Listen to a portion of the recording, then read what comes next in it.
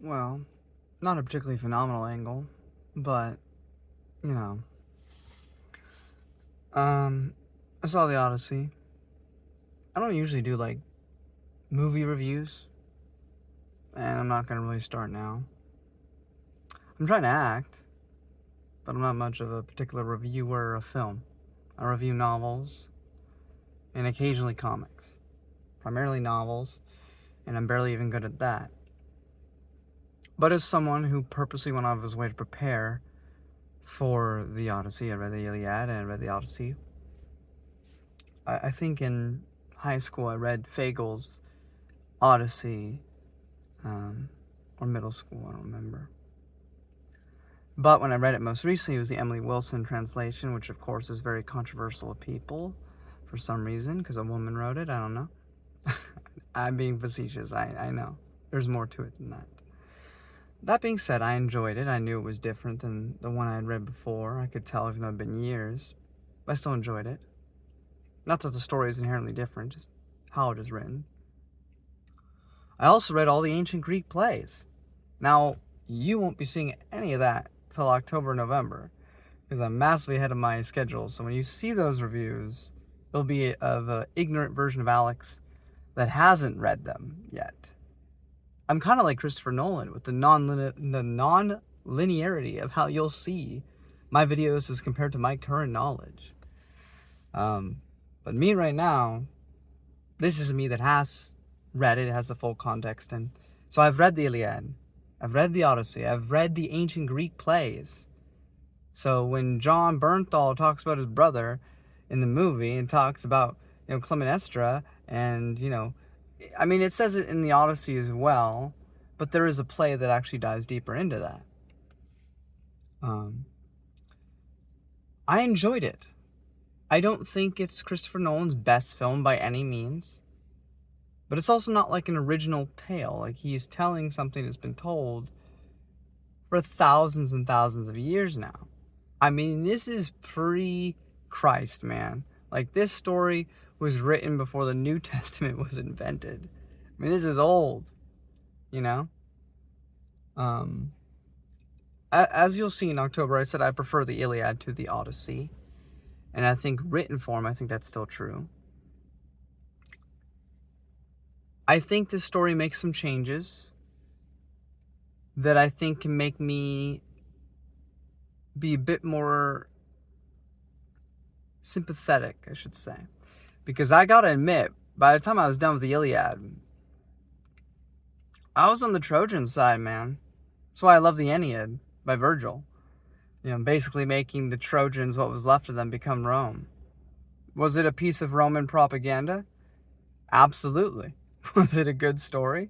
Yes. But I had an issue with Odysseus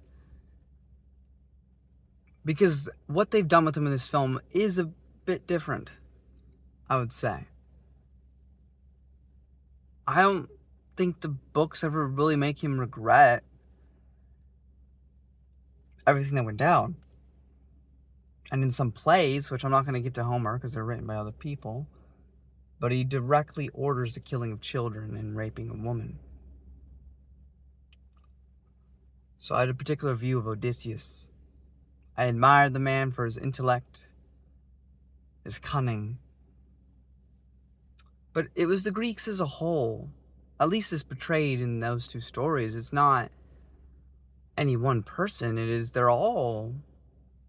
They have their honorable qualities, every single one of them, but they're all so horrible. I mean, maybe the Trojans aren't perfect, but they were just defending their home. At the end of the day, I feel Hector was the most honorable, and he had all the gods ultimately against him. Maybe not all the gods, but in the end, the gods were against him. Anyway, this is not a review of the books. But one of the first things... I feel like the beginning part is pretty spot on. I think all the actors do a great job. One thing I want to address, I'm not one to really get into the political discourse, specifically modern day drivel, Of course, everything is political, whether it be film, novels, or anything else. Everything is political, but there's a universal, transcendent, ultimate truth um, where we can all derive meaning from politically and spiritually and philosophically. And then there's the modern day drivel. There's a lot of discourse online about the casting. Now, I don't know about you, but I don't know how you define absolute beauty. There's big issues with Helen and who was cast as her. I think it's mainly because she was a black woman, but that's besides the point. I don't know if there's such a thing as the most beautiful woman. Do I personally, subjectively, find the woman in, like, let's say Troy 2004 more attractive? Sure. But that's personal preference. I don't know if you could ever accurately just say that one person is the objective ultimate standard of beauty. I understand in the Homer story, it was her beauty, so transcendent, so godly, so lovely, that people would go to war for her. But I don't know how you could really portray that truly in a tale. Even with special effects, what, you light her up, you make her look brighter? I don't know how you find the most beautiful woman in the world. So I think that was dumb. And yes, pretty much everyone in this movie is not Greek. It's not a historical piece, guys. The Iliad and the Odyssey are fictional tales. The Trojan War may or may not have happened. That's debated to this day among historians. But those stories are absolute objective, or it's an objective fact that they are fictional tales. Would I have preferred a film where it was all Greek actors to really immerse you in that world? You know, outside of, like, maybe, you know, the Trojans look different and whatever else. Sure. But that's not what happened. It's ultimately up to Christopher Nolan, and it's fine. People freaked out. They also freaked out about Elliot Page in the movie, thinking that she was Achilles. Guess what? Achilles talks in the book. Achilles does not show up in the film. Ever. There is no Achilles in the film. And guess what? Elliot Page isn't. Elliot Page gets murked in, like, the first 10 minutes of the movie. If that, maybe even less. I think Nolan just wanted to troll you all. Everybody played their parts well. Everyone. Was there a bard played by Travis Scott? Sure. Did he affect the plot? No. He did some music, and that was about it. Not a big deal. Unless you make it one because you're racist. I don't mean to be, like, rude. And I'm not even one that's, like, super political. But there are bigger things going on in the world than getting mad over movie casting choices. Especially by a seasoned veteran like Christopher Nolan. And thinking, oh, he's just doing it for brownie points, as if he needs it. He picked everyone because he liked them and because they were good actors. There's not a single person in this movie that I thought was a bad actor. From the most minute extra to the supporting cast, every single person, no matter how small their role was, gave the biggest effort possible because it's a Christopher Nolan film. And everybody would love to be a Christopher Nolan film. Everybody gave their 110%. Now listen, I understand, because I've been on the other side. It doesn't matter that I'm not a successful actor. For those of you who don't know, I'm an aspiring actor. I have done nothing. Zilch, nada. But I know, prior to even pursuing such a career, that I would judge people on their acting. But when you actually do it yourself, and you practice, and you learn, you see other people do it around you, surround you, you realize how hard it is. Even a character in any film you watch that you go, like, that you don't even think about. Like, it's not like this crazy acting moment, and it's not bad. It's in the scene, it serves its purpose, and it goes. That's a really good actor. If you couldn't even like think about it, it just like it happened and it was done, and it felt so real, natural. Even if it wasn't a big dramatic moment because it was like a character in one scene. But if you don't even think about it, if you're that in it,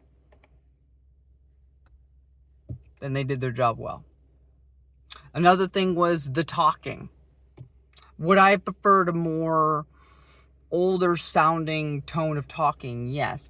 But it doesn't detract the story. The story still works perfectly well. Everything flows. Okay, so Robert Pattinson says daddy once. Or dad, whatever. Like, I don't know who gives a shit, man. Like, you know, we got fucking bigger problems going on in the world than that. But feel free to complain about such silly, trifle things. Anyway, on to really cool stuff. So one thing I am happy but also disappointed in, with the tone of the film, it is much more serious. And also, I realize I've gone on a little tangent. I will get back to my Odysseus comment and why he's different as I get through it. But when we get to the famous Cyclops scene, also shout out Anne Hathaway, phenomenal. Tom Holland, phenomenal. Matt Damon, would not have been my first thought for Odysseus, but I thought he did a really good job. John Bernthal never said, "Let me tell you something." He didn't do it. So if you were worried about such things, feel secure in the knowledge that he doesn't. Anyway, the Cyclops scene. Dude, this movie is secretly a horror film for like a good portion of it. So we have the Cyclops scene. But what they cut out is the very funny moment, which also shows a bit of Odysseus' sort of hubris, but intellect. Because there were other Cyclops in the cave in the book, or in the poem. And, you know, the Cyclops asks him, "What's your name?" And Odysseus goes, "I'm nobody." So he goes running off to his friends to tell him, "Hey, nobody just stabbed me in the eye," or whatever. And so it's a really funny little haha moment. It doesn't happen in the movie. There's one Cyclops, looks scary as hell, is also acted well for some CGI monster, however the hell they did that. Great. Just a whole bunch of tension in that portion, and it was great. The siren scene was fine. I'm skipping over that because I didn't like that they looked like girls. That's very much a medieval idea. It's a medieval that carried on all the way through to the 1600s with like the pirates and everything. The siren, as being this sexy lady that lures you in, is very much a medieval concept because, you know, people back then also read Homer. I don't know if you know this. And, you know, Christians had entered the world and they didn't like, you know, lustful things, you know, that was not in a biblical marriage. And so they used the sirens as this sort of means of being this lustful, sinful, what's the word? Temptation. And so they turned the sirens into these sexy ladies that you're meant to avoid. But in the original Odyssey, I mean, they're like bird-like things. They don't look like people at all. So, but I mean, it was a very small, minute thing. But as a nerd that read the book or the poem, it bothered me. The only other one of note, which was probably one of the best sections of the entire movie for me, was Cersei's Island. Also, by the way, I prefer, there is no sex between Odysseus and Cersei, which I like that change because I find it really annoying that he basically, so first off, when he's with Calypso, they have sex because she's forcing him to be on this island. It's a little more nuanced in the movie, but he's being forced on this island, basically being raped. and he goes to Cersei's island. And while it may be consensual, it's only because the gods said, hey, have sex with this woman or you can't go home. And he gave her such good sex that she turned the men back into humans after being turned into pigs. But that doesn't happen. It is far better in this. So they go to this island, and the men make it up ahead. They find this lady. She feeds them food, and they all turn into pigs like it's Spirited Away or something. It's phenomenal. But this is the thing, though. It's not like some and they're pigs. No, she touches their face and like sculpts it like they're clay, and awful, disgusting sounds as he turns them all into pigs. Sticks her hand down this guy's throat. Dude, it's a secret horror movie. That was the most uncomfortable. I've watched a lot of horror movies, guys. I've watched so many horror films. I have played so many horror games. I don't get scared. I wasn't even scared with this, but I was uncomfortable. It was an amazing sequence. I loved it. Cersei, phenomenal. Not in 1,000 years would I thought that's like, in my head, what I thought Cersei would look like, but it works for this film. It works so well. Honestly, one of the best parts of this film. And then, of course, I don't know. It looks like superheroes. The Trojan like armor. I don't know. I don't enjoy any of the armor in this movie, to be honest. But that's like a minute thing. I don't like the armor. It looks like Power Rangers. I don't know. What do I know? I thought it looked kind of silly, especially the Trojans. Somehow looked even worse. They're all like wearing this like white thing. I don't know. It was aesthetically unappealing. Anyway, but yes, the Trojan horse sequence is phenomenal. I don't know, it's phenomenal. And then I personally feel when we return to Ithaca, the dog scene, it doesn't hit as hard. It doesn't hit as hard as the book does. I'm sorry. The poeticism of that portion is just missing. I get the point because I've read the book, and I'm sure you'll get it if you watch the film and you haven't read the book. I just don't feel it's as emotionally gut-wrenching as that passage is. But that's fine. And then, of course, the whole final act with the suitors is just pure testosterone. Absolutely phenomenal. I have no hiccups about any of that. So much fun. The big thing, there's this final scene before that final confrontation with all the suitors where Odysseus, pretending to be someone else, is talking to Penelope and is talking about his time in the war. And this is the big change that they did with him, which honestly I prefer, which is that, once they sacked Troy, he watched his men murdered women and children. We didn't see children die, but I'm going to assume so. But they were murdering women, and as Cersei said earlier, was raping women. And like a lot of war stories, he felt like that was kind of the point of no return. And ultimately, I guess what's a little bit different and contextualized in this adaptation is him returning home. Is he even the same person he was when he left?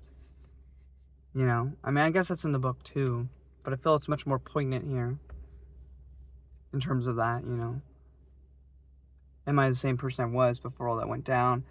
Really feeling the loss of his men, I feel I didn't really feel that as much in the book, and I felt like the movie really helped explore that. I do miss the Achilles conversation that we have in the book, where Achilles is like, and this is Achilles, the famous warrior of the Trojan War, the man who slaughtered everyone after the death of his friend Patroclus.